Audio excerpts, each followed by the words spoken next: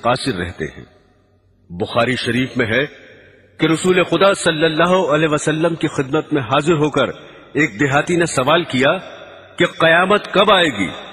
آپ نے ارشاد فرمایا، جب امانت داری جاتی رہے تو قیامت کا انتظار کرنا۔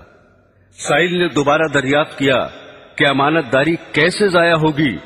ارشاد فرمایا، جب عہدے نااہلوں کے سپرد کر دیے جائیں، جیسے صدارت، قیادت، حکومت، وزارت، تدریس، امامت، خطابت وغیرہ، تو قیامت کا انتظار کرنا، یعنی جب ایسا ہوگا تو امانت داری بھی ضائع کر دی جائے گی۔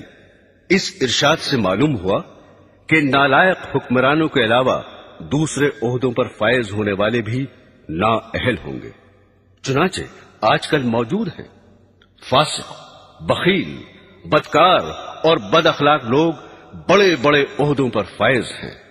جو لوگ معزز اور اہل عقل سمجھے جاتے ہیں، دولت و ثروت کی وجہ سے انہیں بڑا آدمی کہا جاتا ہے۔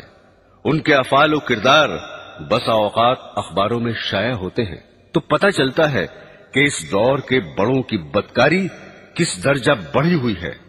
اور سید عالم صلی اللہ علیہ وسلم کا ارشاد گرامی، اس وقت تک قیامت قائم نہ ہوگی جب تک دنیا کا سب سے زیادہ حصہ ایسے شخص کو نہ مل جائے جو خود بھی کمینہ ہوگا اور اس کا باپ بھی کمینہ ہوگا۔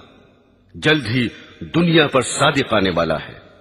اس وقت انسانوں میں بلند اخلاق والے انسان بہت ہی کم ہیں، اور وہ وقت موجود ہے جس کا بخاری شریف میں ذکر ہے کہ رسول خدا صلی اللہ علیہ وسلم نے ارشاد فرمایا کہ لوگ یکے بعد دیگرے ختم ہوتے جائیں گے اور بیکار لوگ رہ جائیں گے۔